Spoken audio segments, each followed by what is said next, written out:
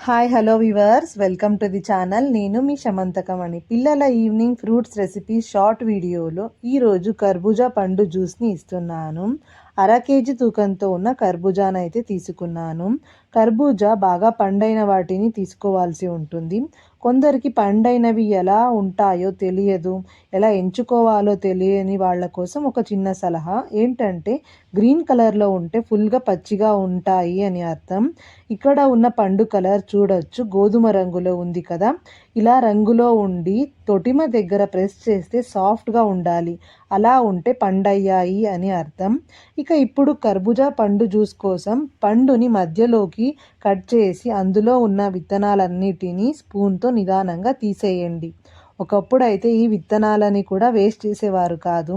వాటిని ఎండబెట్టి టైంపాస్గా ఏదైనా తినాలి అనిపించినప్పుడు వాటిని తినేవాళ్ళు. ఎలా అంటే ఆ సీడ్స్ని ఓపెన్ చేసి అందులో ఉన్న వాటిని తింటారు.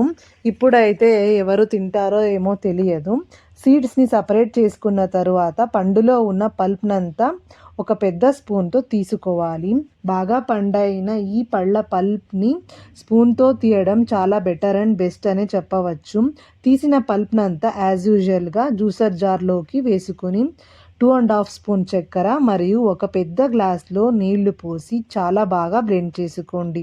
ఈ కన్సిస్టెన్సీలో ఉంటుంది జ్యూస్.